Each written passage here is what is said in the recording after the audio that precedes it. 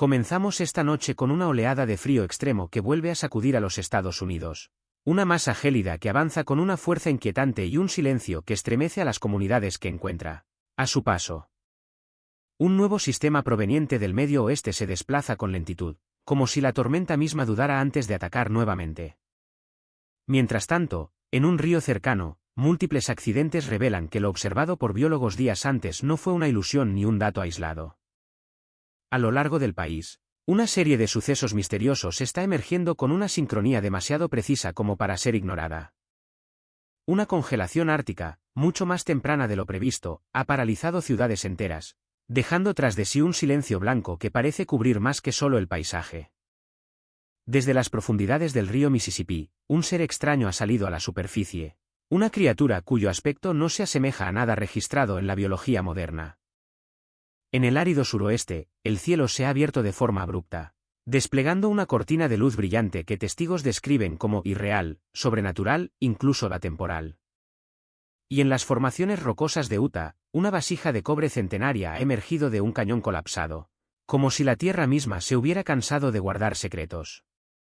Son señales que no aparecen aisladas, sino en secuencia, vibrando con la fuerza de un mensaje que parece propagarse de un extremo del país al otro. ¿Se trata simplemente de anomalías sin conexión? ¿O estamos contemplando el inicio de un patrón profético? Todo empezó sin advertencia.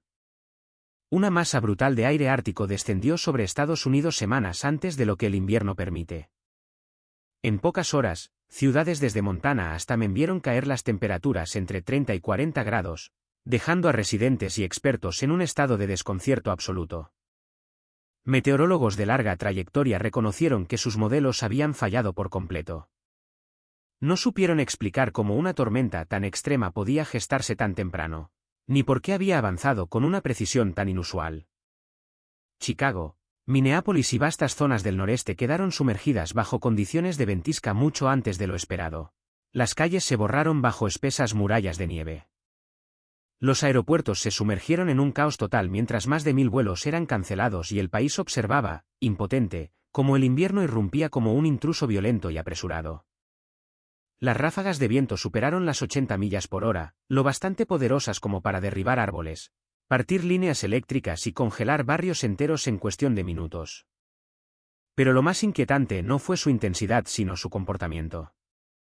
El sistema cambiaba de dirección con brusquedad, se intensificaba sin causa aparente y se movía con una imprevisibilidad que desconcertó incluso a los meteorólogos más experimentados. Algunos describieron la tormenta como un fenómeno que actuaba con su propia lógica, como si respondiera a una voluntad invisible. En redes sociales, miles de estadounidenses se preguntaban si la naturaleza había comenzado a rebelarse o si fuerzas más grandes estaban interviniendo. Mientras el país intentaba comprender este invierno anómalo, muchos recurrieron a la Biblia en busca de contexto. Las Escrituras hablan con frecuencia del frío y del hielo como instrumentos de autoridad divina. En Job 37, 9-10 se afirma, por el soplo de Dios se forma el hielo. Es un recordatorio para los creyentes de que incluso el clima puede transformarse en mensajero. Y en Mateo 24, 8, Jesús advierte sobre el inicio de dolores de parto espirituales, eventos súbitos, intensificados e inesperados que anuncian un cambio en la atmósfera del mundo. Un invierno fuera de temporada no solo altera la rutina diaria, también señala un desequilibrio profundo. Para muchos que observaban esta oleada de frío cruzando el país, la pregunta resonaba con creciente urgencia: ¿es esto simplemente clima extremo, o una señal de que algo se aproxima? Mientras Estados Unidos enfrentaba un invierno anticipado, el estremecimiento no se limitaba a un solo territorio. Al otro lado del océano, Somalia sufría una de las peores crisis humanitarias en décadas. Una catástrofe producto de una sequía implacable, cosechas perdidas y conflictos persistentes. Regiones enteras se han convertido en polvo. Los pozos han desaparecido. Las familias caminan durante días en busca de agua que ya no existe. Millones dependen ahora de ayuda alimentaria de emergencia, y poblaciones enteras se están viendo obligadas a abandonar sus hogares porque la tierra ya no puede sostener la vida. Lo que vuelve este momento tan impactante no es solo el sufrimiento, sino la sincronía.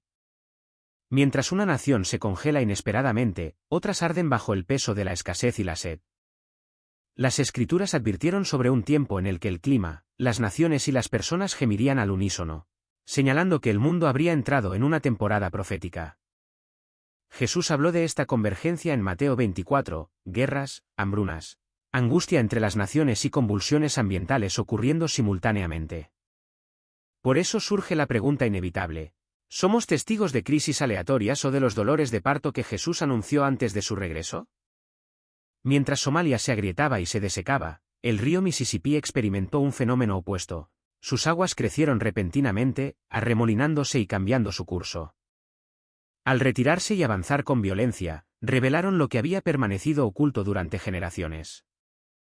En un tramo silencioso del río, pescadores descubrieron el cuerpo de una criatura que desafía toda categorización científica.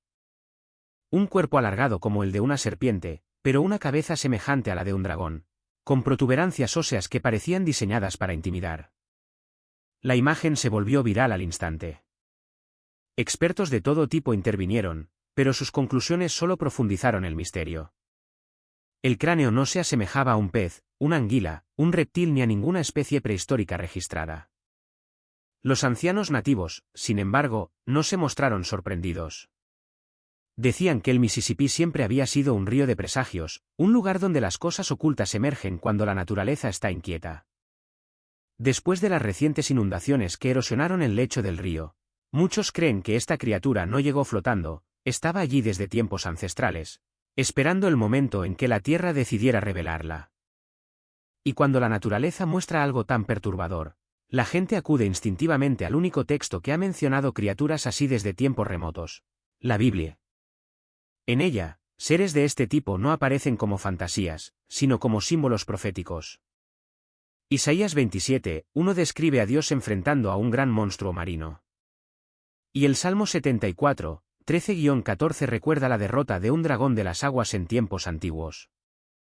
En las Escrituras, la aparición de criaturas inusuales suele señalar cambios profundos, tanto espirituales como terrenales. Pero esta criatura no fue la única aparición que dejó atónita a la nación. Pronto, residentes de Arizona y Nuevo México comenzaron a reportar una línea de luz en el cielo que se expandía hasta convertirse en una gigantesca sábana blanca suspendida en lo alto. Su forma crecía con una simetría perfecta, adoptando lo que muchos describieron como un par de alas extendidas. Era más inquietante y majestuosa que cualquier rastro de cohete o fenómeno atmosférico conocido. La luz no se desvanecía ni se dispersaba como el humo. Permanecía firme, vibrando suavemente, casi respirando. Testigos afirmaron que parecía un cuerpo celestial descendiendo con las alas abiertas sobre el horizonte. Pilotos que volaban a gran altitud reportaron una franja perfectamente delineada, incrustada en el cielo como si hubiera sido escrita por una mano invisible. Meteorólogos la catalogaron como una anomalía de la atmósfera superior, pero incluso ellos admitieron que su forma parecía demasiado intencional, casi simbólica. La Biblia habla repetidamente de señales en el cielo, no como sucesos aleatorios, sino como anuncios deliberados que preceden momentos de intervención divina. En Mateo 12:30 se declara que aparecerá la señal del Hijo del Hombre en el cielo antes de su regreso. Muchos de los que contemplaron aquella cortina luminosa recordaron ese versículo, porque parecía que los cielos estaban a punto de abrirse. Y el Salmo 19:1 reafirma: los cielos cuentan la gloria de Dios, no susurrando, no insinuando, sino proclamando. En las Escrituras, el cielo no es silencioso, es un escenario para advertencias, revelaciones y llamados urgentes. Así, mientras la cortina radiante se expandía sobre el suroeste, la pregunta que recorría la mente de miles de personas no era el que causó esto, sino ¿por qué ahora? Y si el cielo ha comenzado a hablar, lo que venga después podría ser aún más significativo. En lo más profundo del Cañón Hecho, un lugar donde las rocas solo suelen cambiar con el paso lento de los siglos, un grupo de topógrafos hizo un hallazgo que estremeció a toda la comunidad científica. Mientras examinaban una pared de piedra fracturada, descubrieron un objeto imposible, un recipiente de bronce herméticamente sellado, enterrado bajo capas de roca desmoronada. Tenía forma octogonal, con una tapa asegurada mediante un ingenioso mecanismo de cierre, y estaba envuelto en una cuerda que con el tiempo se había fosilizado como si hubiera sido atrapada en el hielo del tiempo. Sin embargo, lo que desconcertó a los historiadores no fue únicamente su forma o su conservación, sino los símbolos grabados en su superficie. motivos que recordaban rituales del antiguo cercano Oriente, completamente ajenos a las culturas nativas de Norteamérica y también desconocidos para los primeros colonos europeos. Su sola existencia planteaba una pregunta que nadie podía responder: ¿cómo llegó un artefacto con características claramente orientales al corazón de Utah mucho antes de cualquier contacto entre continentes?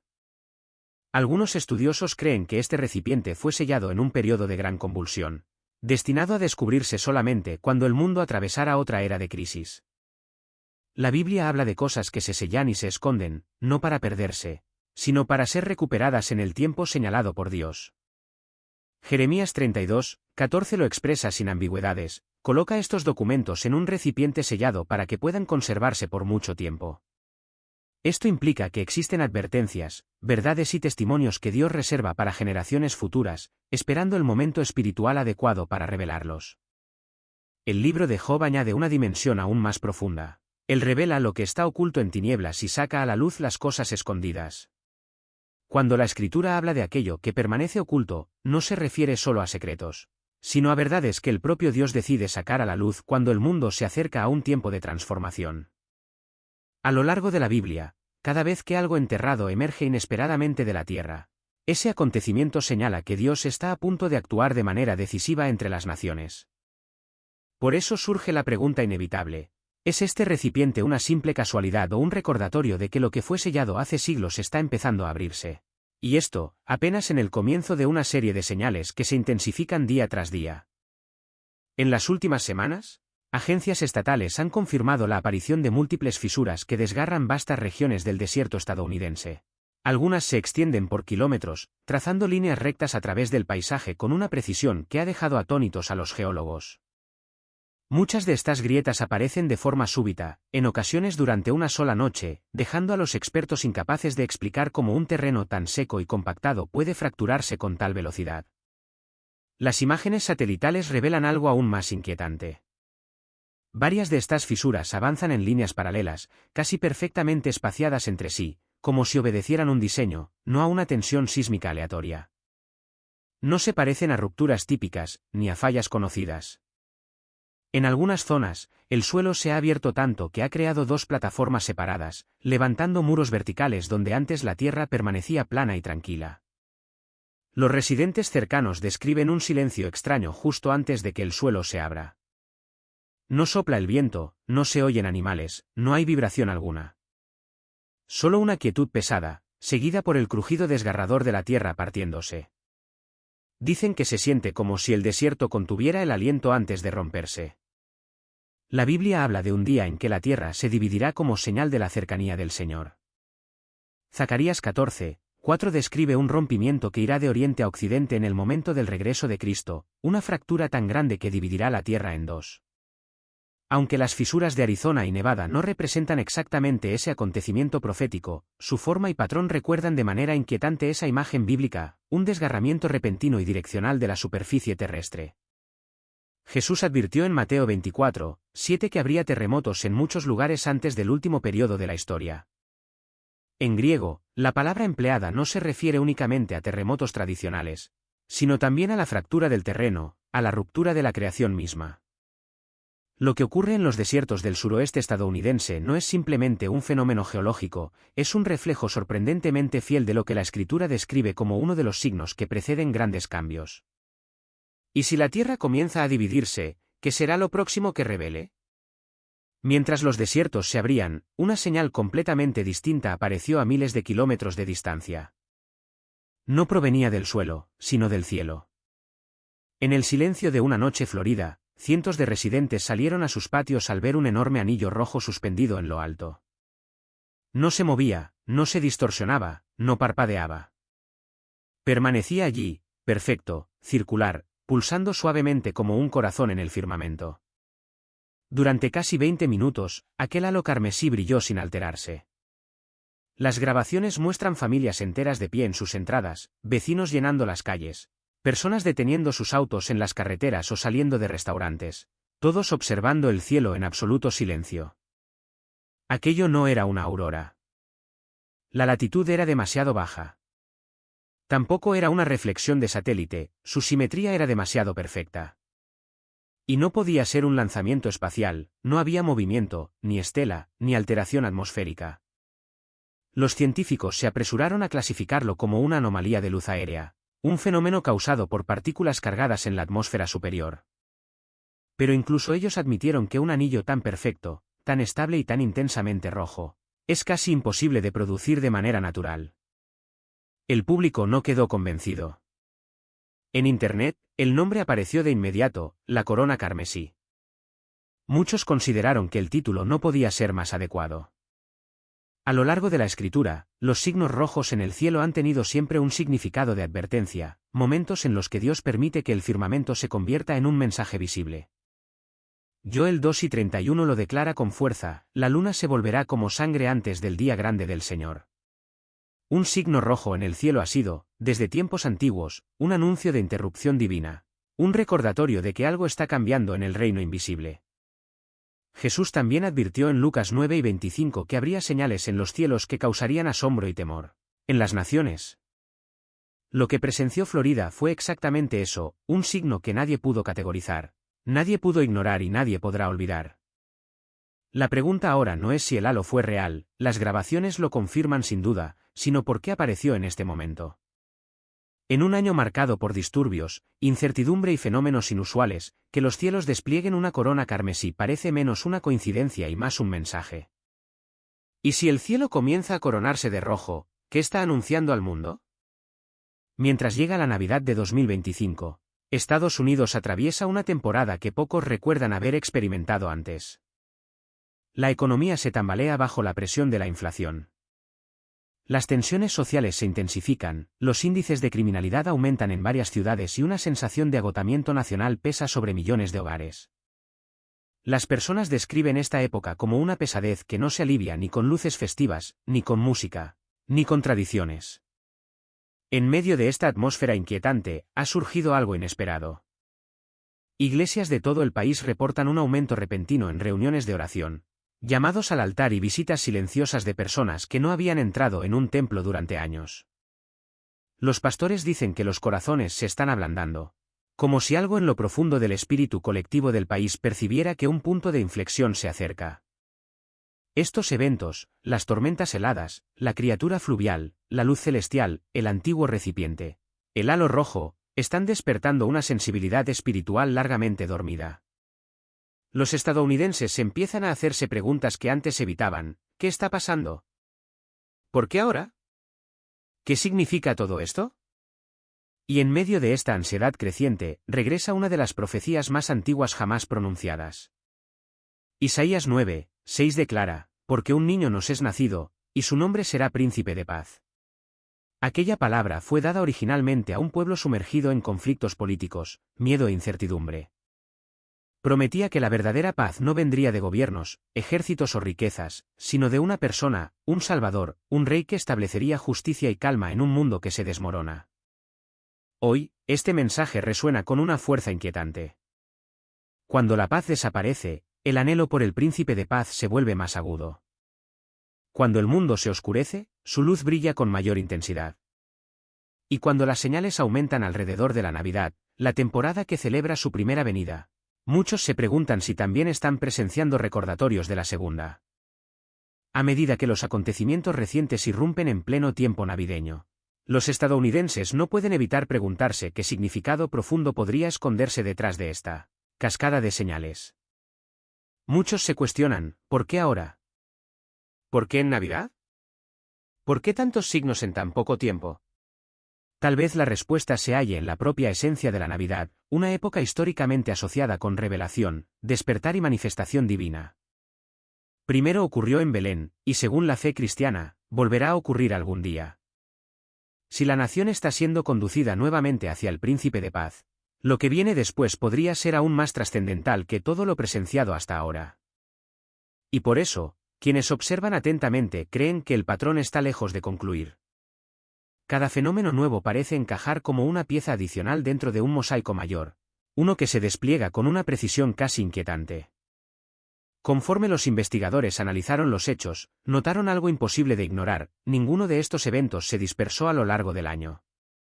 Todos ocurrieron dentro de una ventana estacional estrecha, concentrándose entre finales del otoño y el comienzo del invierno, precisamente el periodo que numerosas tradiciones antiguas describen como un tiempo de revelación, agitación y transición espiritual. Un umbral entre lo visible y lo invisible. Meteorólogos, biólogos, geólogos y astrónomos fueron convocados para estudiar los fenómenos desde sus propias disciplinas.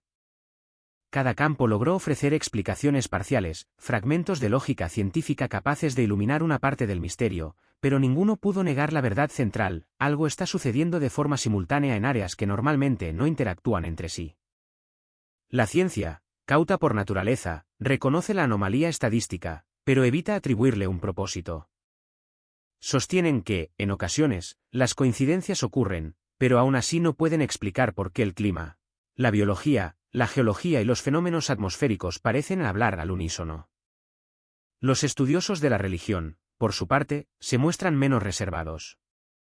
Muchos señalan que esta convergencia se asemeja, con una claridad perturbadora, a las advertencias dadas por Jesús en Mateo 24, un tiempo en el que señales en los cielos, angustia entre las naciones, terremotos en diversos lugares y eventos desconcertantes comenzarían a multiplicarse y superponerse. Lo que hace el patrón aún más poderoso es su carácter estratificado.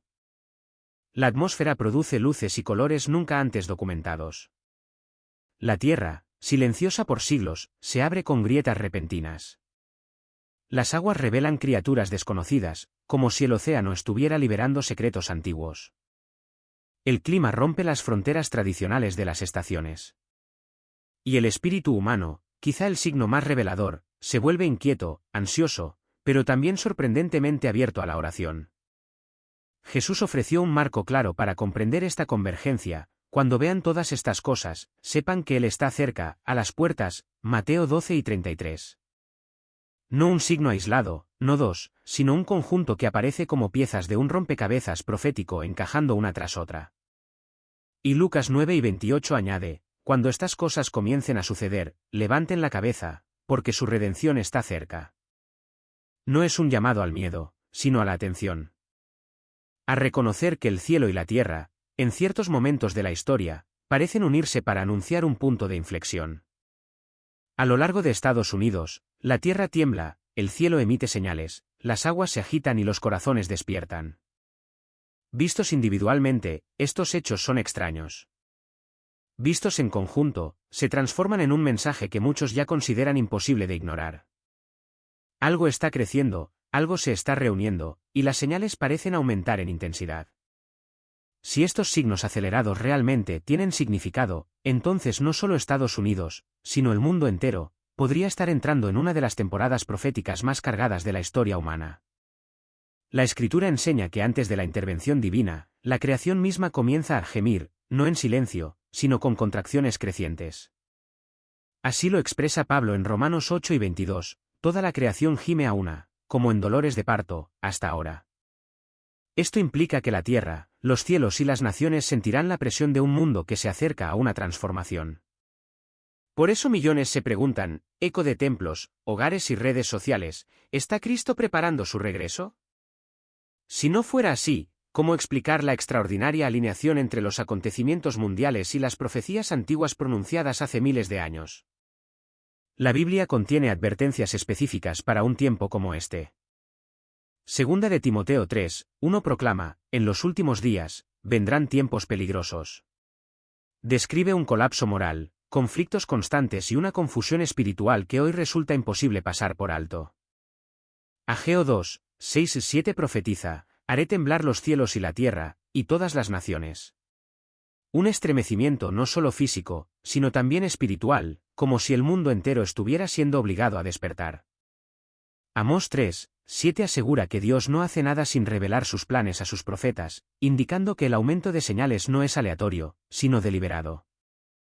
Hebreos 12, 26-27 habla de un sacudimiento cósmico para que solo permanezca lo que es eterno, mientras que Apocalipsis 3, 3 advierte a los creyentes que permanezcan despiertos, porque el Hijo del Hombre vendrá como ladrón. Quizá la advertencia más sobrecogedora proviene de 1 Tesalonicenses 5, 2 o 3, que declara que el día del Señor vendrá de repente, como dolores de parto en una mujer encinta, un eco inquietantemente similar a la rapidez con que están ocurriendo los acontecimientos actuales. Entonces surge la pregunta inevitable: Si estos signos encajan con el patrón profético, si la creación gime tal como la Escritura anunció, si corazones de toda la nación despiertan simultáneamente, ¿qué podría significar esto para el año que se aproxima? Antes de que se manifieste el próximo signo, muchos líderes espirituales exhortan a las personas a mantenerse alertas, ancladas en la verdad y preparadas espiritualmente. La segunda venida de Jesucristo ha sido la esperanza central de los creyentes desde que el Salvador ascendió al cielo desde el Monte de los Olivos.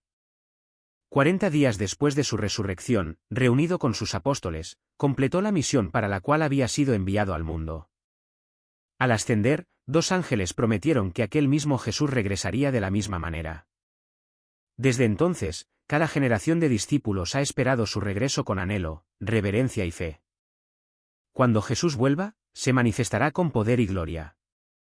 Uno de sus primeros actos será purificar la tierra. Todo lo que haya sido corrompido por la maldad será eliminado, y el mundo será purificado por fuego, tal como señalan múltiples profecías. Esta purificación prepara el escenario para su juicio justo. Cristo juzgará a todas las naciones, separando a los justos de los malvados. Juan, en el Apocalipsis, describe ver tronos de juicio y a los fieles reinando con él durante 1000 años, mientras los impíos no resucitarán hasta que ese periodo concluya. La segunda venida inaugurará el milenio, un periodo sagrado de 1000 años en el que Cristo reinará personalmente sobre la tierra.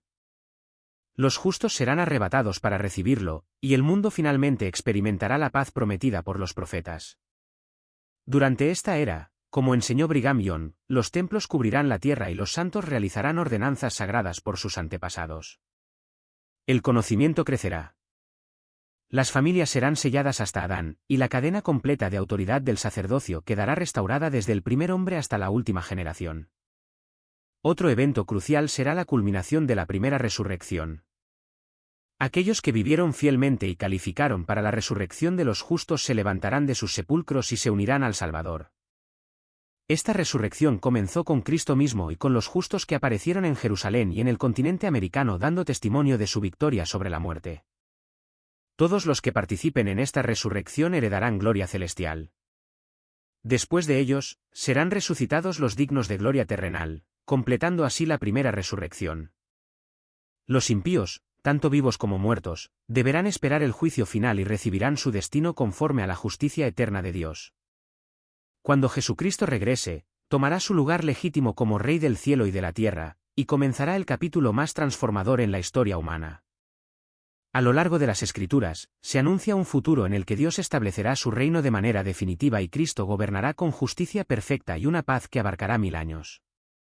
Su primera venida estuvo marcada por la humildad, nació en un establo, fue rechazado por muchos y finalmente crucificado. Pero su segunda venida no será silenciosa ni oculta. Será majestuosa, universalmente reconocida, imposible de ignorar. Cada rodilla se doblará y cada lengua confesará que Él es el Cristo, el Señor de señores, el Rey de reyes, el Dios poderoso y el Príncipe de paz. Aunque nadie conoce el día ni la hora exacta de su regreso, el Señor dejó señales claras para que sus seguidores pudieran reconocer cuando ese momento estuviera cerca.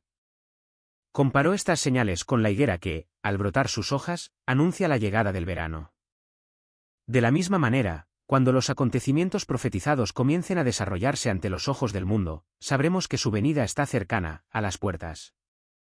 Al mismo tiempo, advirtió a sus discípulos que debían velar constantemente y mantenerse preparados, porque el Hijo del Hombre regresará en una hora inesperada, cuando la humanidad esté distraída con sus propios asuntos. La preparación para su segunda venida no depende de conocer fechas precisas, sino de vivir con fidelidad, siguiendo el Evangelio, escuchando la voz profética, y cultivando una vida digna de la guía del Espíritu Santo. Cuando lo hacemos, el retorno del Salvador se convierte en una fuente de esperanza y gozo, no de temor. Él ha dado una promesa que consuela a los corazones fieles, su reino pertenece a quienes perseveran, y Él vendrá pronto para recoger a su pueblo. En los últimos años, sin embargo, sucesos extraños y perturbadores han resonado en diferentes partes del mundo. Ecos misteriosos en el cielo, incendios repentinos en templos históricos, visiones luminosas que millones aseguran haber visto, sequías devastadoras que agrietan la tierra y dejan ríos reducidos a polvo. ¿Son simples coincidencias? ¿O advertencias claras que anuncian que algo mayor se acerca? Una de las historias que más ha estremecido al público provino de Oklahoma. En la quietud de la noche, un sonido profundo desgarró el silencio. No era viento, ni trueno, ni maquinaria. Era un estruendo metálico, prolongado, vibrante, como si un inmenso cuerno celestial hubiese sido soplado desde cada rincón del firmamento al mismo tiempo.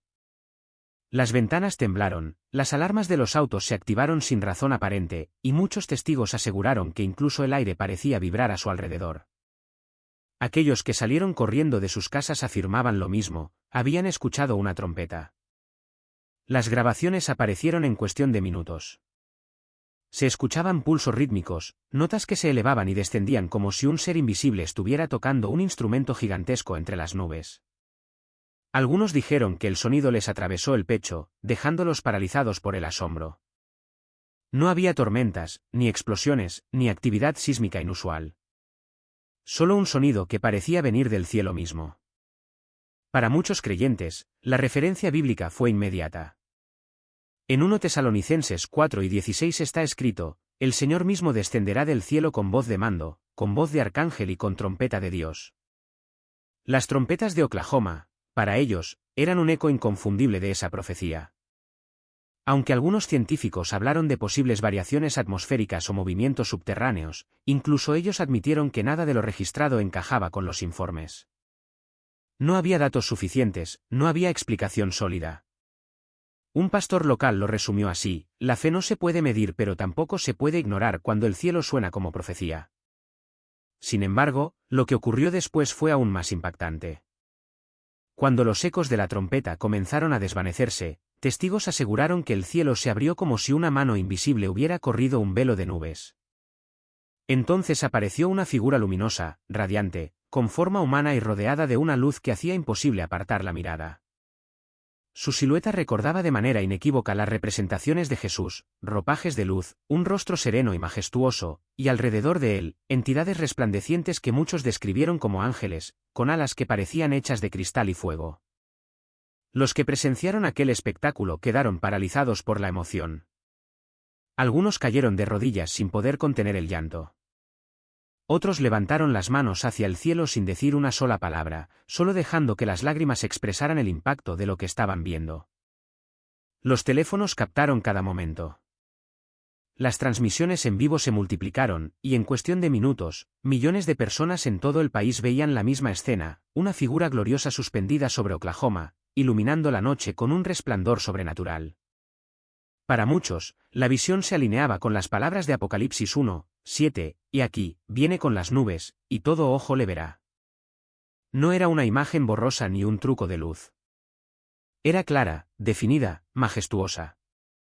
Y para quienes la contemplaron directamente, la sensación era inequívoca: aquello era un anuncio, un recordatorio contundente de que las profecías no son solo palabras antiguas, sino promesas vivas que tarde o temprano se manifiestan. Los escépticos, por supuesto, ofrecieron explicaciones alternativas: refracción lumínica, fenómenos atmosféricos, efectos digitales. Pero los testigos replicaban que nada podría reproducir la sensación que sintieron, ni la sincronización perfecta entre los sonidos de trompeta y la aparición luminosa. Para ellos, aquella noche fue una señal destinada a despertar a un mundo adormecido. Mientras tanto, otra serie de sucesos estremecía al país. En distintos estados, iglesias de todas las denominaciones comenzaron a incendiarse sin explicación clara. Desde capillas pequeñas en pueblos rurales hasta catedrales de más de 100 años, los incendios estallaban sin previo aviso. Las imágenes mostraban torres de campanarios desplomándose, vitrales centenarios explotando en 1000 colores bajo el calor, y comunidades enteras observando en lágrimas cómo sus templos ardían hasta quedar reducidos a cenizas. Una mujer en Luisiana dijo entre sollozos: era como si el corazón de nuestro pueblo estuviera ardiendo. En Pensilvania, otra testigo relató cómo los fragmentos de vidrio de las ventanas sagradas caían como lluvia sobre el humo, brillando como si fueran lágrimas de luz. Pero quizás el comentario más conmovedor vino de un anciano pastor que había predicado durante medio siglo en la misma iglesia que esa noche quedó destruida. Es como ver arder Jerusalén otra vez, murmuró, con la voz quebrada. Muchos comenzaron a preguntarse si aquellos incendios eran simples accidentes o mensajes escritos en llamas. La Biblia misma habla del fuego como un medio de revelación y juicio. En 1 Corintios 3:13 se declara que la obra de cada uno será manifestada, porque el día la pondrá al descubierto, pues por el fuego será revelada. Y en 1 Pedro 4:17 se advierte, porque es tiempo de que el juicio comience por la casa de Dios. Para algunos, la idea era inquietante. ¿Estaban estos incendios revelando algo más profundo? Era un llamado a examinar la fe, a purificar lo que estaba debilitado, a despertar lo que estaba dormido. Mientras tanto, los desastres naturales crecían en intensidad. Sequías severas agrietaban la tierra con enormes fisuras. Ríos que habían fluido durante siglos desaparecían, convirtiéndose en zanjas polvorientas. Los agricultores miraban al cielo rogando por lluvia, impotentes ante la muerte de sus cosechas. La tierra parecía gemir con un dolor que no podía ignorarse. En conjunto, todo esto pintaba un cuadro que muchos ya no podían atribuir al azar. Para quienes observaban atentamente, las señales se estaban alineando como piezas de un rompecabezas profético. El cielo resonaba con sonidos inexplicables. Visiones gloriosas aparecían ante multitudes. Iglesias ardían como si el fuego estuviera revelando algo oculto. Y la tierra misma parecía estar clamando bajo una carga espiritual insoportable. Para los creyentes, el mensaje era claro: el tiempo se acerca. Cada señal, cada sonido, cada llama, cada sequía, apuntaba a un mismo anuncio, uno que desde hace siglos se repite pero que nunca había resonado con tanta fuerza como ahora: Cristo viene pronto. Y cuando Él regrese, no habrá dudas, no habrá confusión, no habrá explicación humana capaz de oscurecer la verdad. Cada ojo lo verá. Cada corazón lo sentirá. Y el mundo entero sabrá que el Rey ha vuelto. En la casa de Dios comienza el juicio, declara la Escritura, y si ese proceso sagrado inicia primero con los hijos de la fe, ¿qué destino aguardará entonces a quienes se niegan a obedecer el Evangelio? En medio de esta solemne advertencia, un inquietante panorama se despliega frente a los ojos de millones. Iglesias ardiendo en distintos rincones del país. Templos consumidos por llamas que parecen encenderse todas al mismo tiempo, como si un mensaje invisible estuviera siendo proclamado desde los tejados del cielo. La sola coincidencia temporal de estos incendios ha estremecido profundamente a numerosos creyentes. En una sociedad desgarrada por la violencia, el odio y la confusión, incluso los lugares consagrados para la paz, el refugio y la adoración han sido alcanzados por el fuego. Santuarios que habían resistido décadas, a veces siglos, se han derrumbado en cuestión de horas. ¿Es todo esto una simple serie de accidentes, o es una señal de que el juicio divino ya está tocando el altar mismo donde el pueblo ora? Los escépticos ofrecen explicaciones técnicas: cableados antiguos, madera seca, estructuras debilitadas, actos de vandalismo o incluso incendios provocados. Los informes oficiales de los bomberos se llenan de gráficos, porcentajes y diagramas que detallan cómo una chispa pudo prender en una columna o cómo un cortocircuito provocó un incendio en el techo. Pero aun cuando las razones naturales circulan de boca en boca, el peso espiritual de estos sucesos permanece intacto. Porque la pregunta que resuena no es cómo, sino por qué ahora, por qué tantos templos al mismo tiempo. ¿Por qué imágenes tan cargadas de simbolismo bíblico? Las fotografías recorren las redes, cruces brillando al rojo vivo entre el humo, como si hubieran sido forjadas nuevamente en un horno celestial, torres de iglesias desplomándose como ídolos derribados, vitrales que durante años habían narrado historias de fe reducidos a fragmentos resplandecientes sobre el piso, fieles de pie en silencio absoluto, observando cómo la casa donde oraron durante décadas se convierte en cenizas ante sus ojos.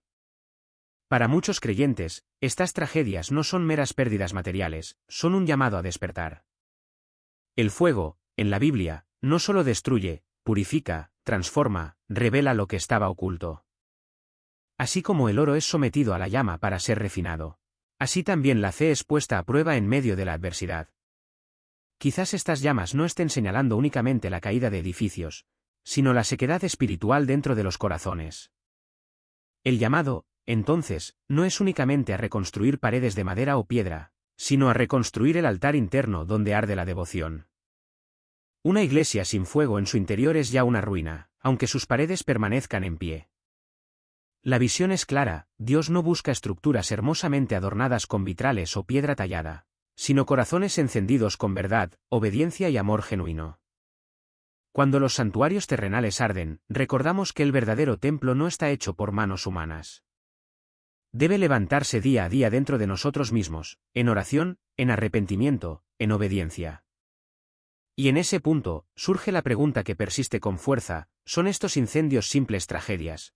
¿O son señales que nos urgen a restaurar la fe antes de que llegue un juicio más severo? Si el juicio comienza por la casa de Dios, entonces la responsabilidad recae en quienes habitan esa casa espiritual. Es tiempo de volver, de rendirse, de reconstruir no solo edificios visibles, sino el santuario invisible del espíritu. Que las iglesias incendiadas de América no sean solo titulares en los periódicos, sino recordatorios de que cada corazón debe reavivar su altar. El tiempo se acorta, el fuego habla. ¿Escucharemos? Pero las llamas no son la única señal que hiere la tierra.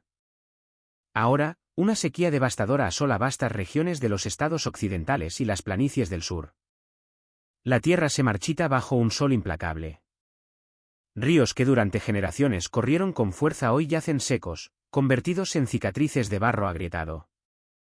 Lagos inmensos han retrocedido hasta convertirse en charcos fangosos, revelando orillas fantasmas cubiertas de esqueletos de peces que antes llenaban de vida esas aguas.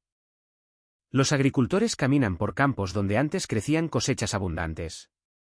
Ahora, solo quedan tallos frágiles que se desmoronan en sus manos como polvo. De Texas a Nevada, de Oklahoma a Arizona, el mismo lamento se repite: la tierra se muere y con ella, también la esperanza. Comunidades enteras han tenido que racionar el recurso más básico. En muchos pueblos, el agua se corta durante días, los grifos permanecen secos, y las familias deben conducir kilómetros para recoger unos pocos litros en estaciones de auxilio. Ganado que antes pastaba libremente ahora yace sin vida bajo el sol abrasador, víctimas de una sed que nadie pudo aliviar. Agricultores endurecidos por décadas de trabajo lloran frente a sus campos vacíos. Jamás vi el agua desaparecer tan rápido, confesó un ranchero, sus botas hundiéndose en el lecho seco de un río que hace pocos meses era la fuente donde su ganado bebía. Los paisajes son desgarradores, pueblos pequeños antes vibrantes ahora parecen ciudades fantasma, pozos vacíos, negocios cerrados, hogares abandonados víctimas no de la guerra ni del fuego, sino de la silenciosa muerte provocada por la sequía. En las iglesias, los fieles se reúnen para orar. Agricultores que durante años trabajaron la tierra con confianza se arrodillan sobre el polvo, suplicando al cielo por una sola gota de lluvia. Sus voces resuenan entre las colinas secas, implorando que Dios restaure lo que las nubes se han negado a entregar. Y en este escenario, las palabras antiguas de la Escritura cobran una actualidad estremecedora. Jeremías 14 describe una escena que parece tomada directamente de los campos actuales. Ciudades que languidecen, nobles que envían sirvientes a buscar agua y regresan con vasijas vacías. Agricultores cubriendo sus rostros avergonzados al ver sus tierras agrietadas. Lo que fue escrito hace milenios hoy se vive una vez más bajo el mismo cielo. El profeta Amós también habló de sequías selectivas, lluvia en una ciudad, cielos de bronce en otra, un campo verde, otro a pocos kilómetros completamente seco. Eso mismo ocurre hoy, cuando tormentas inesperadas riegan solo una región, mientras los pueblos vecinos continúan bajo un sol que parece encendido por la ira. Los científicos sostienen que estas condiciones son resultado del cambio climático, de patrones atmosféricos alterados y de la mala administración de recursos. Pero para muchos creyentes, hay un susurro más profundo: la tierra no solo se está secando, está llorando. ¿Podría este colapso natural ser un reflejo espiritual? ¿Un llamado urgente para recordar que nos hemos alejado del dador de la vida? La sequía desnuda al ser humano de sus ilusiones de control. Cuando el agua desaparece, la tecnología queda reducida a nada, el dinero pierde valor, y la supervivencia pende de un hilo invisible. El mundo descubre, de manera dolorosa, que el agua, la esencia de la vida, puede desaparecer en un abrir y cerrar de ojos. ¿Y si el agua puede fallarnos, qué quedará para sostenernos? Jesús lo dijo claramente a la mujer samaritana: quien beba del agua que él da jamás volverá a tener sed, porque esa agua se convierte en un manantial que brota hasta la vida eterna. Tal vez el cielo nos está llamando no solo a pedir lluvia, sino a pedir agua viva para el alma. Mientras estas señales se multiplican, un mensaje aún más imponente empieza a emerger: Jesús viene pronto. Trompetas misteriosas han resonado en ciudades enteras, sonidos tan extraños que algunos testigos cayeron de rodillas, convencidos de haber escuchado un aviso celestial. En el firmamento, luces y figuras han aparecido, algunas semejando la imagen del Cristo con los brazos extendidos, rodeado de resplandores que parecen alas. En los desiertos se han visto anillos de fuego flotando sobre el horizonte.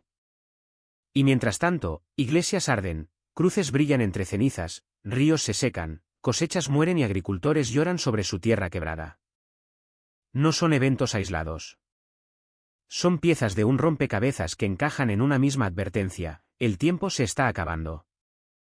La creación entera parece levantar su voz con estruendo. Cada trompeta nocturna, cada fuego inexplicable, cada cielo encendido, cada iglesia caída, cada campo agrietado, todo apunta a la misma verdad profética: Cristo está cerca. La Biblia no nos deja en oscuridad. Jesús dijo que cuando estas cosas comenzaran a suceder, debíamos levantar la cabeza porque nuestra redención se aproxima. Y aunque estos signos infunden temor, también ofrecen esperanza. Porque el mismo cielo que hoy tiembla abrirá un día sus puertas para revelar al Salvador regresando en gloria. Hasta entonces, el llamado es urgente: arrepentirse, orar, mantenerse despiertos. El mundo gime bajo señales de juicio, pero la puerta de la misericordia aún no se ha cerrado. Ahora nos corresponde a nosotros decidir si escucharemos o no la voz que resuena desde el fuego, desde la sequía, desde los cielos y desde lo profundo del corazón humano. Ahora es el momento de inclinarnos con humildad ante Dios, de reconstruir el altar interior donde habita nuestra fe, de buscar el perdón con sinceridad y volver nuestro corazón hacia Él. Si estas señales despiertan inquietud o reverencia en tu espíritu, no guardes silencio. Permite que te sacudan, compártelas para que otros también puedan escucharlas y despertar. Que tu voz sea un faro, que tu testimonio encienda otras vidas. No permitas que la verdad pase desapercibida en estos días finales en los que tanto se está revelando. El cielo habla, la tierra se estremece y el espíritu clama. El Rey viene. ¿Estás listo? Esta pregunta, que parece tan simple, encierra la mayor verdad de toda nuestra existencia: ¿qué significa realmente ser salvo? ¿Salvo de qué? Es una pregunta que todos, tarde o temprano, tendremos que enfrentar. Muchos la escuchan repetida tantas veces que llega a perder su peso, como si fuera tan solo una frase de campaña espiritual. Algunos la oyen en las esquinas, proclamada a viva voz por predicadores ardientes. Otros la escuchan en silencio, desde el banco de una iglesia, cuando un pastor les invita a abrirle el corazón a Jesús. ¿Pero qué significa en realidad estar salvo? ¿Cuál es el verdadero contenido de esa salvación? ¿Y cómo puede uno saber con certeza que la posee? Durante mucho tiempo, la explicación más difundida ha sido reducir la salvación a una transacción rápida: basta con creer en Jesús, pronunciar una breve oración y asegurar así un lugar en el cielo en lugar del infierno. Sin embargo, cuando abrimos las Escrituras, descubrimos que la salvación es mucho más profunda, rica y transformadora que una simple declaración verbal. La Biblia revela que la salvación no consiste únicamente en cambiar de destino, sino en cambiar de vida, de carácter y de propósito eterno. Este estudio busca explorar la salvación en toda su profundidad, aquello de lo que somos librados, aquello para lo que somos llamados y el proceso por el cual Dios nos transforma paso a paso. 1. ¿De qué somos salvados? 1.1. No del fuego eterno, sino de la muerte. La idea más común es que Jesús vino a salvarnos del tormento eterno del infierno. Pero la Biblia enseña algo muy distinto. Romanos 6:23 lo deja claro: la paga del pecado es muerte, pero el regalo de Dios es vida eterna en Cristo Jesús. El castigo del pecado no es un sufrimiento eterno, sino la muerte, la cesación total de la vida y de la conciencia. El imaginario del infierno como un lugar de tortura perpetua proviene más del folclore pagano y de la imaginación medieval que de la palabra de Dios. Las Escrituras son coherentes: el pecado produce muerte, y sin un Salvador, todos pereceríamos. 1.2. El pecado, el problema universal de la humanidad. ¿Por qué la muerte? Porque el pecado es una rebelión directa contra el carácter de Dios. 1 Juan 3:4 define el pecado como infracción de la ley divina. Cada mentira pronunciada, cada acto de egoísmo, cada pensamiento impuro o palabra de odio es una fractura del carácter santo de Dios. Romanos 3:23 declara: todos han pecado y están destituidos de la gloria de Dios. Y no solo nos condena a muerte, sino que nos separa de la presencia de Dios en esta vida. Vuestras iniquidades han hecho división entre vosotros y vuestro Dios. Isaías 59:2. Por tanto, necesitamos ser salvados de dos cosas. Del castigo final del pecado, la muerte eterna. Del poder del pecado, que nos aleja de nuestro Creador y esclaviza nuestro vivir. 2. ¿Quién puede salvarnos? 2.1. Nuestra condición indefensa. Una vez cometido el pecado, su pena queda registrada. Ninguna obra buena puede borrarlo. Imagínate un criminal frente a un juez diciendo, sí, robé el banco, pero también ayudé a los necesitados. La justicia no funciona así.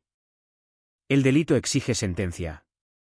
De igual manera, nuestras buenas acciones futuras no pueden compensar nuestros pecados pasados. La ley exige muerte.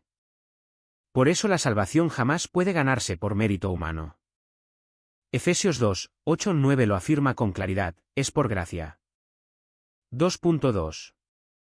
Jesús, el sustituto perfecto. Aquí entra Jesús. Él vivió sin pecado, Hebreos 4 y 15, fue el Cordero sin mancha, 1 Pedro 1 y 19. Al no tener pecado propio, podía cargar sobre sí el nuestro.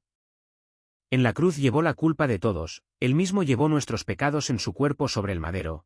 1 Pedro 2 y 24. Su muerte satisfizo la justicia. Su resurrección abrió el camino a la vida.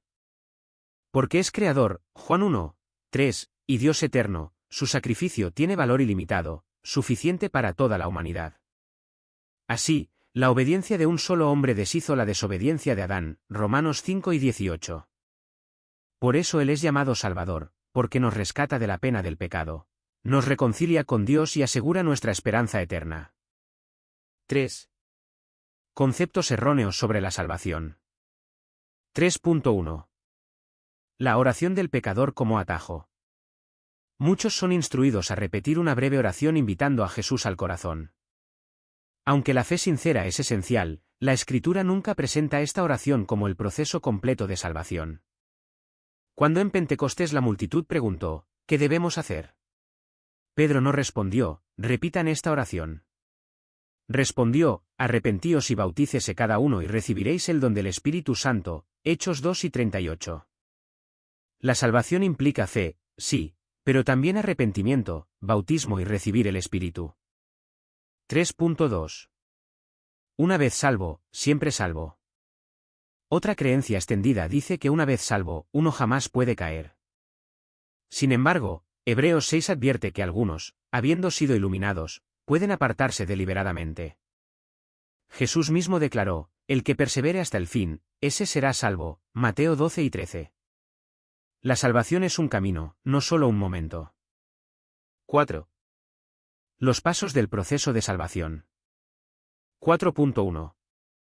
Primer paso, arrepentimiento. Arrepentirse es más que sentir remordimiento. Es un cambio radical de mente y dirección. Es reconocer el pecado, sentir un dolor sincero ante él, 2 Corintios 7 y 10, y apartarse de su práctica. Juan el Bautista lo predicó, Jesús lo proclamó desde el inicio, arrepentíos, porque el reino de los cielos se ha acercado. Sin arrepentimiento, no hay perdón. 4.2. Segundo paso, fe en Cristo. El arrepentimiento debe ir acompañado de fe absoluta en la obra de Cristo, su sacrificio, su resurrección, su autoridad. Romanos 10, 9 lo expresa claramente. La fe reconoce que la salvación es obra divina, no humana. Sin fe, es imposible agradar a Dios, Hebreos 11, 6. 4.3. Tercer paso, bautismo. El bautismo simboliza nuestra muerte al pecado y nuestro nacimiento a una nueva vida. Romanos 6 describe este acto como ser sepultados con Cristo y resucitar con Él. No es opcional, es una orden directa. El que crea y sea bautizado será salvo, Marcos 4 y 16. 4.4. Cuarto paso, recibir el Espíritu Santo. Después del bautismo, la imposición de manos transmite el don del Espíritu Santo, Hechos 8 y 17. Es el Espíritu quien transforma, fortalece, santifica y garantiza nuestra herencia eterna, Efesios 1, 13 y 14. Sin el Espíritu, dice Pablo, no somos de él, Romanos 8, 9. 4.5. Quinto paso, perseverar hasta el fin. La salvación debe vivirse diariamente. Jesús declaró que el que persevere hasta el final será salvo. Esto implica arrepentimiento continuo, fe constante, obediencia perseverante. Pablo comparó la vida cristiana con una carrera que debemos correr con disciplina y constancia. 5. La salvación en 3 tiempos. La Biblia presenta la salvación en 3 dimensiones. Pasado, hemos sido salvados de la pena del pecado por el sacrificio de Cristo, Efesios 2, 8. Presente, estamos siendo salvados conforme el Espíritu obra en nosotros, librándonos del poder del pecado, 1 Corintios 1 y 18. Futuro, seremos salvados plenamente en el regreso de Cristo, cuando seamos resucitados a inmortalidad, Romanos 5, 9, 10. Comprender esto evita reducir la salvación a un solo instante. Es un proceso que culminará gloriosamente cuando Cristo regrese. 6. ¿Para qué somos salvados? La salvación no es únicamente un rescate del peligro. Es una invitación a un propósito eterno. Somos salvados para tener una relación viva con Dios, Juan 17, 3. Somos salvados para ser transformados a la imagen de Cristo, Romanos 8 y 29. Somos salvados para heredar el reino de Dios y reinar con Cristo, Apocalipsis 5 y 10. Somos salvados para ser parte de la familia eterna de Dios como sus hijos, 1 Juan 3, 1, 2. La salvación no es meramente escapar de la muerte, es entrar en la gloria eterna. 7. ¿Por qué es tan importante entender esto? Porque comprender la salvación de manera bíblica nos protege de una falsa seguridad, de tradiciones vacías, de ideas que prometen mucho pero transforman poco. La verdadera salvación produce un cambio real, profundo, continuo. Nos llama a vivir con propósito, con reverencia, con esperanza.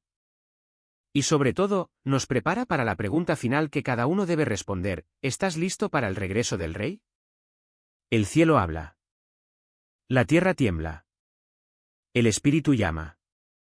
Hoy es el día de volver a Dios. La enseñanza bíblica nos recuerda con una claridad inquebrantable que el pecado no es un asunto trivial ni simbólico. Es una fuerza real, destructiva, que trae muerte, separación y oscuridad. Frente a esta realidad, Cristo ocupa el centro absoluto. Su sacrificio y su resurrección no son un detalle doctrinal, sino la única vía que Dios abrió para rescatar a la humanidad. La obediencia, por tanto, no es una opción accesoria ni una recomendación moral, es el camino que demuestra que nuestro corazón ha sido transformado. El arrepentimiento sincero, el bautismo, y una vida guiada por el Espíritu no son ritos vacíos, sino actos que sellan una decisión profunda.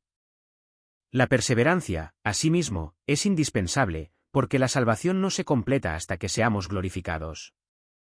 Esta comprensión cambia radicalmente cómo vivimos. La salvación no es un simple boleto al cielo, sino un llamado a una transformación diaria, a una fidelidad de por vida, una marcha constante hacia la semejanza de Cristo. Y así surge nuevamente la gran pregunta: ¿estás salvo? La respuesta bíblica, lejos de ser superficial, es profunda y matizada, si aún no del todo. Si has creído, si te has arrepentido, si has sido bautizado y has recibido el Espíritu Santo, entonces has sido librado de la pena del pecado. Si caminas diariamente con Dios, si luchas contra el mal y permites que el Espíritu te moldee, entonces estás siendo salvado del poder del pecado. Y si perseveras hasta el final, si permaneces en la fe, serás salvo cuando Cristo regrese y te conceda la vida eterna. Esta es la verdadera esencia de la salvación, no es una simple oración recitada en un momento emocional, ni una chispa fugaz. Es un viaje que dura toda la vida, asegurado por el sacrificio de Cristo, sostenido por el Espíritu de Dios y coronado en el glorioso día del retorno de Jesús. La invitación sigue abierta para todos. La Escritura declara: arrepentíos y bautizaos y recibiréis el don del Espíritu Santo, Hechos 2 y 38. La pregunta que queda es personal y urgente: ¿aceptarás ese llamado no solo para ser salvado de la muerte, sino para ser salvado con un propósito eterno en el reino de Dios? Entre los creyentes existe una afirmación muy extendida y aparentemente consoladora: una vez salvo, siempre salvo. Es una frase repetida con confianza, pero también una de las más peligrosas y malentendidas. Pocas cuestiones generan tanto debate como esta. Muchos han sido enseñados a creer que una vez que aceptan a Jesucristo, su salvación queda garantizada sin importar sus decisiones posteriores, como si ningún pecado, rebelión o abandono pudiera afectar su destino eterno. A primera vista, esta idea pareciera ofrecer seguridad, elimina el temor, calma la incertidumbre y promete una salvación irrevocable. Pero la verdadera pregunta ¿es esto realmente lo que enseña la Biblia? Cuando dejamos a un lado las tradiciones y examinamos exclusivamente las Escrituras, descubrimos un cuadro muy distinto. La Biblia afirma sin duda que la salvación es un don divino, pero advierte una y otra vez que este don puede ser descuidado, rechazado o perdido si la persona se aparta deliberadamente de Dios. Por eso es urgente examinar qué es la salvación, qué requiere, y por qué la doctrina de una vez salvo, siempre salvo distorsiona la verdad de Dios. 1. ¿De qué somos salvados? La Escritura declara que somos salvados de la consecuencia del pecado. Romanos 6 y 23 lo afirma con absoluta claridad: la paga del pecado es muerte, pero el don de Dios es vida eterna en Cristo Jesús. La Biblia no enseña que el pecador reciba tormento eterno como castigo natural, la consecuencia es muerte, la pérdida total de la vida y la conciencia. Sin la intervención divina, esa muerte sería definitiva. El pecado es definido como infracción de la ley de Dios, 1 Juan 3, 4. Cada mentira, cada acto de odio, cada pensamiento impuro es una rebelión contra el Creador. Y dado que todos hemos pecado, Romanos 3 y 23, toda la humanidad está bajo la sentencia de muerte. Por lo tanto, la salvación no solo nos libera del castigo, sino también del poder que nos separa de Dios, Isaías 59, 2. 2. ¿Cómo somos salvados? La salvación proviene únicamente de Jesucristo. No podemos comprarla, ganarla ni merecerla. Nuestras buenas obras no borran el pasado ni anulan la condena. Solo el Hijo de Dios, sin pecado y voluntario, pudo cargar nuestra culpa. Su sangre, como declara 1 Juan 1, 7, nos limpia de todo pecado. En la cruz, la justicia se cumplió, en la resurrección, la vida se abrió para nosotros.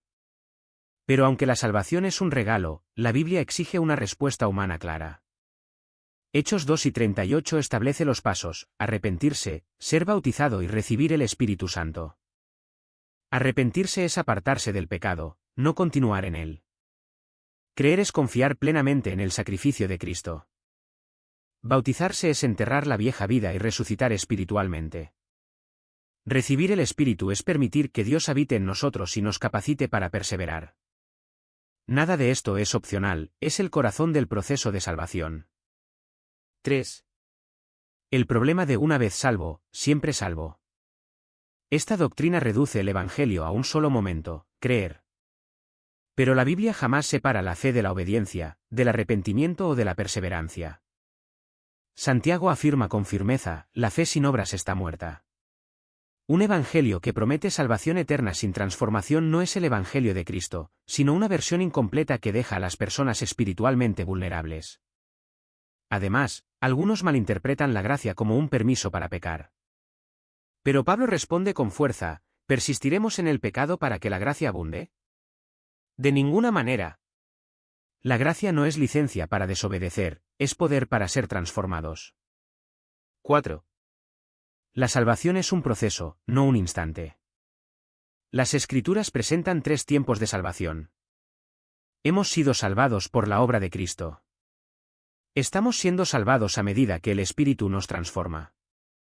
Seremos salvados cuando Cristo regrese y nos glorifique. Ignorar este desarrollo continuo distorsiona la verdad. Incluso Pablo exhortó a los creyentes a ocuparse de su salvación con temor y temblor, Filipenses 2 y 12, y confesó que él mismo podía quedar descalificado si no perseveraba, 1 Corintios 9 y 27. Hebreos agrega una advertencia más aguda: quien peca deliberadamente después de recibir la verdad se coloca fuera del sacrificio de Cristo. La posibilidad de caer es real. 5. Evidencia bíblica contra la seguridad incondicional.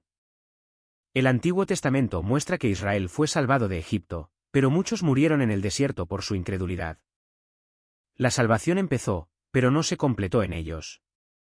En el Nuevo Testamento, Jesús advierte que los que no permanecen en él serán cortados, Juan 15, 6. Pablo declara que Dios no perdonará a quienes, después de creer, caigan en incredulidad. Romanos 11, 20, 22. Y Apocalipsis 3, 5 menciona la posibilidad de que un nombre sea borrado del libro de la vida. La evidencia es contundente, la salvación puede perderse si se abandona. 6. El papel del Espíritu Santo. El Espíritu es descrito como un anticipo, una garantía de la herencia futura, Efesios 1, 13, 14. Pero un anticipo no es la posesión total. Así como una propiedad puede perderse si se interrumpe el compromiso, la salvación puede ser abandonada si se rechaza a Dios. El Espíritu no solo sella, transforma. Su fruto, amor, paz, paciencia, dominio propio, debe manifestarse en la vida. Si no hay crecimiento, la fe queda vacía. 7. La perseverancia, la clave para la salvación final. Jesús lo declaró repetidamente: el que persevere hasta el fin, ese será salvo. Perseverar es luchar contra el pecado, levantarse tras cada caída, mantener la fe en medio de pruebas y aferrarse a Cristo con determinación. Hebreos 3 y 14 afirma que participamos de Cristo solo si retenemos nuestra confianza hasta el final. La salvación, por tanto, es un don inmenso, pero también un camino que se recorre día tras día. Es una obra divina que requiere nuestra cooperación, nuestra obediencia y nuestra fidelidad. Dios llama, Cristo salva, el Espíritu transforma, pero nosotros debemos permanecer. Y la invitación, aún hoy, está extendida suavemente ante ti: arrepiéntete, cree, bautízate, vive guiado por el Espíritu y persevera hasta el fin. Porque la salvación no es simplemente ser librado de la muerte, sino ser preparado para una eternidad gloriosa en el reino de Dios. La pregunta surge una y otra vez: ¿por qué persiste la doctrina de una vez salvo, siempre salvo? Si la Biblia parece tan clara respecto a la necesidad de perseverar, ¿por qué esta creencia continúa ganando terreno entre tantos creyentes alrededor del mundo? La respuesta, aunque incómoda, es profundamente humana, ofrece una comodidad fácil, una sensación de seguridad que no exige responsabilidad ni disciplina espiritual. Promete paz sin sacrificio, certeza sin esfuerzo, salvación sin obediencia. Para muchos, es más atractivo abrazar una doctrina que elimine el peso de la lucha diaria, que minimice la importancia de los mandamientos y que presente la vida cristiana como un evento único en lugar de un camino de transformación continua. Al simplificar el Evangelio a un solo paso, levantar la mano, repetir una oración, declarar una decisión, la fe deja de ser un proceso, una carrera, un compromiso diario. Se vuelve un mensaje que vende mejor, pero que puede esconder un peligroso engaño. Las enseñanzas fáciles suelen ocultar consecuencias profundas. Sin embargo, la Biblia presenta una verdad muy distinta. La salvación es el mayor regalo que el ser humano pueda imaginar, la vida eterna en el reino de Dios. Pero un regalo puede ser rechazado, descuidado o despreciado. Dios espera que sus hijos demuestren, a través de sus decisiones, que realmente desean caminar en su camino. Jesús mismo lo expresó con absoluta claridad: si me amáis, guardad mis mandamientos, Juan 2 y 15. Y el apóstol Juan lo confirmó: en esto sabemos que le conocemos, si guardamos sus mandamientos, 1 Juan 2, 3. Fe y obediencia no son contrarias, son dos caras de la misma moneda espiritual. La conclusión es clara: la salvación requiere perseverancia. La Biblia no enseña que una vez recibido el don de la gracia ya no puede perderse. Enseña que somos rescatados del castigo del pecado por el sacrificio de Cristo, pero también que debemos arrepentirnos, creer, ser bautizados y recibir el Espíritu Santo. La salvación es un camino que demanda resistencia, fidelidad y obediencia. Y sí, puede perderse si una persona decide apartarse deliberadamente de Dios. Él no desea que nadie perezca, 2 Pedro 3, 9, pero respeta la libertad humana. Por eso nos aconseja: ocupaos en vuestra salvación con temor y temblor, Filipenses 2 y 12. La verdadera seguridad no proviene de una promesa de protección incondicional, sino de caminar cada día con Dios, confiar en su gracia, obedecer su voz y perseverar hasta el fin. La decisión es nuestra: ¿abrazaremos una media verdad que tranquiliza, o la plenitud del llamado bíblico a la fe, el arrepentimiento y la perseverancia? Mientras muchas personas reflexionan sobre estas verdades espirituales, el mundo parece estremecerse de maneras inquietantes. En Europa Central y Oriental, Polonia se prepara para declarar un estado de desastre natural mientras inundaciones extremas arrasan regiones enteras. Y al mismo tiempo, Algo aún más desconcertante está ocurriendo: sonidos misteriosos han comenzado a resonar en los cielos, especialmente en la República Checa, Polonia y Rumanía. Los habitantes escuchan lo que describen como rugidos metálicos, estruendos que atraviesan el aire o lamentos que parecen venir de algún lugar más allá de lo físico. Muchos no saben cómo explicar estas señales. Algunos piensan que podrían ser explosiones lejanas o fuegos artificiales, pero la mayoría coincide en que hay algo profundamente extraño en su tono, algo que parece anunciar un mensaje oculto. Y lo más inquietante es que, al mismo tiempo, otro sonido misterioso ha sido detectado bajo las aguas del río Éufrates en Irak, un grito escalofriante que ha estremecido a quienes lo escucharon. ¿Qué está pasando realmente? ¿Por qué dos sonidos inexplicables, en lugares tan distantes, parecen surgir casi al mismo tiempo? ¿Están relacionados? ¿Son señales naturales, fenómenos espirituales o advertencias proféticas? Mientras Europa enfrenta tormentas intensas que golpean ciudades y campos, estos sonidos escalofriantes irrumpen en medio del viento y la lluvia. Imagínate estar en uno de los lugares más sagrados, con la atmósfera cargada de tensión, y de pronto escuchar que el cielo parece gemir con un lamento antinatural, un grito que atraviesa la oscuridad como si proviniera de otro reino. ¿Qué puede estar provocando estos sonidos inquietantes? ¿Y qué significan para Europa y para el resto del mundo? Algunos se preguntan si estas señales podrían estar vinculadas a profecías bíblicas. En Apocalipsis 8:7 se describe que, cuando el primer ángel toca la trompeta, fenómenos extraordinarios sacuden la tierra. ¿Podría ser que el mundo esté escuchando los primeros ecos de algo mucho más grande? Muchos sienten que la humanidad camina hacia un punto decisivo, que el caos global podría ser un preludio de un cambio espiritual profundo. Pero incluso en medio de la desesperación, también hay testimonios de esperanza. En Europa, varios han asegurado haber tenido encuentros espirituales que les dieron paz, incluso visiones de Jesús trayendo consuelo en medio del miedo. ¿Podría esto ser una señal de que su regreso está cerca, como anuncian las Escrituras? Estos sonidos no se limitan a Europa. En Norteamérica, personas han reportado un zumbido grave que parecía llenar el aire por kilómetros. Y en Irak, cuando las aguas del Éufrates se retiraron dejando al descubierto ruinas antiguas y una cueva misteriosa, comenzaron a circular rumores perturbadores, que desde las profundidades se escuchan lamentos y voces que muchos describen como demoníacas. Según antiguas leyendas y relatos bíblicos, Dios habría confinado entidades espirituales en esa región como acto de juicio. ¿Es posible que el descenso del nivel del río esté relacionado con una advertencia profética?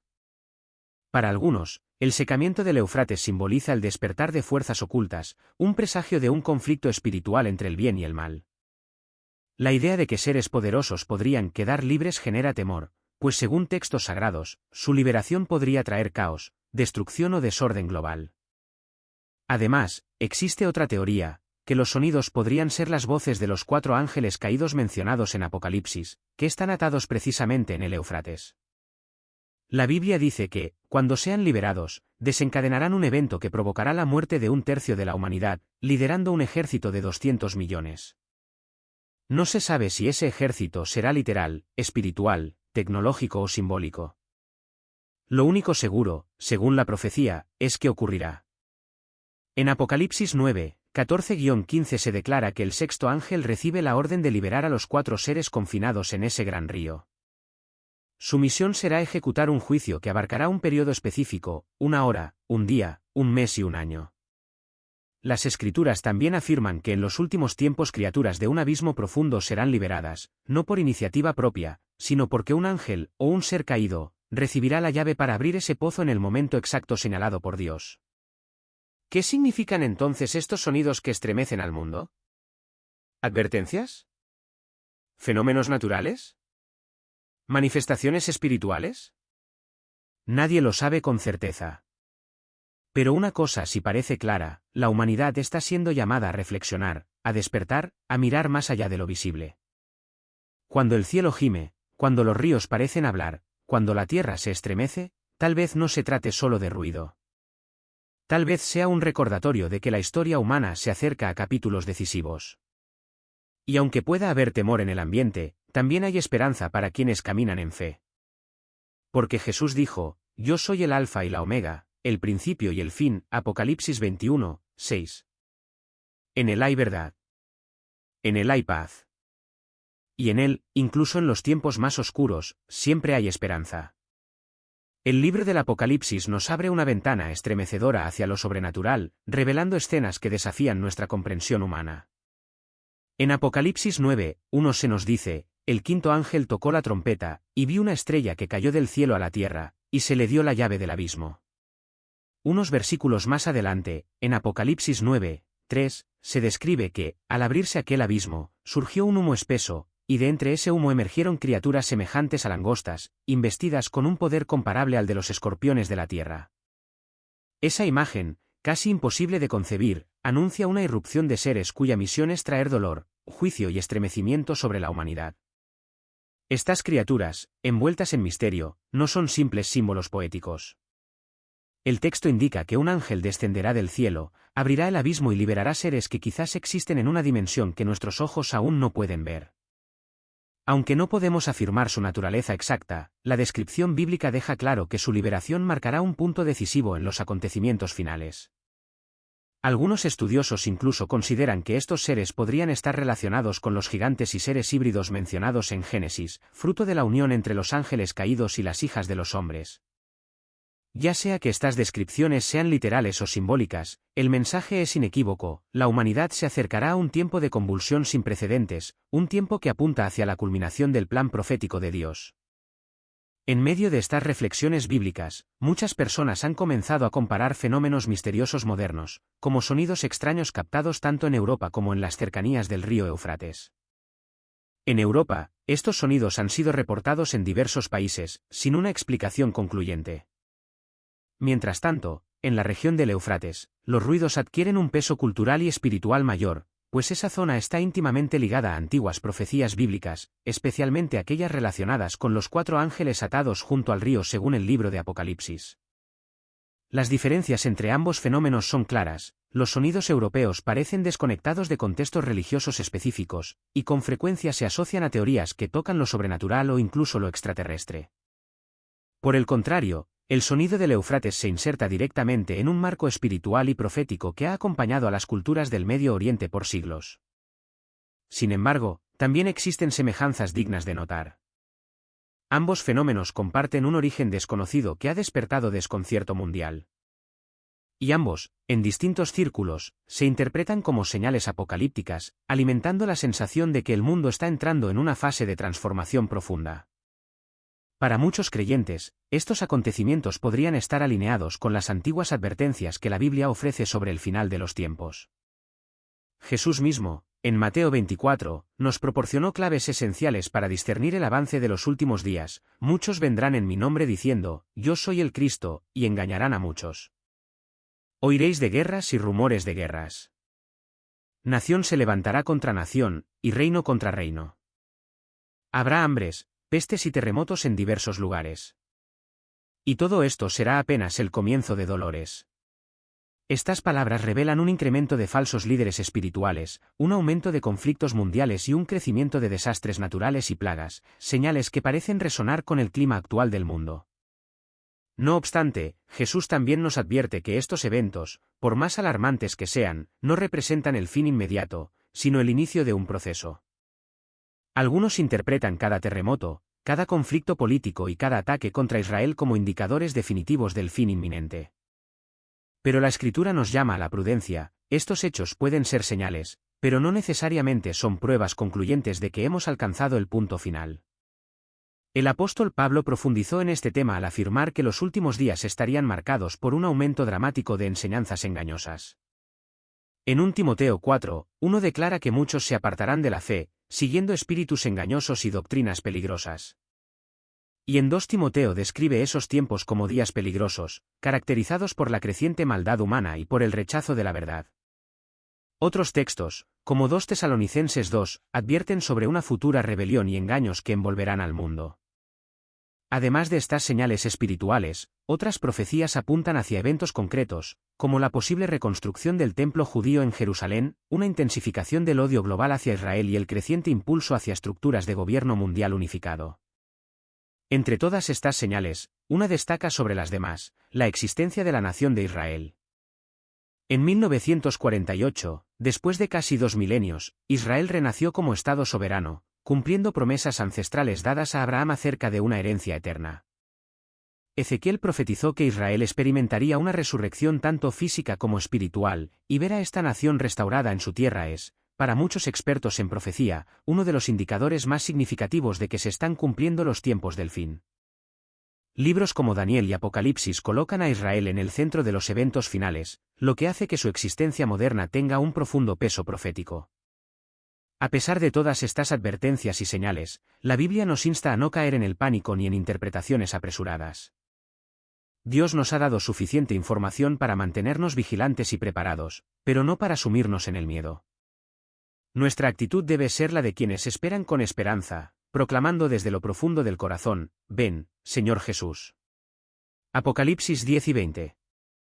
Finalmente, al considerar estas grandes verdades espirituales, surge una pregunta fundamental: ¿quién es Dios el Padre?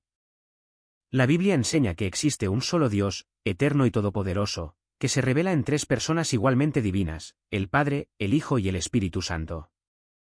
Aunque la mente humana no puede comprender plenamente el misterio de la Trinidad, la aceptamos por fe porque las Escrituras la presentan con claridad. Cada una de estas personas comparte la misma esencia y naturaleza divina, ninguna es superior o inferior a otra.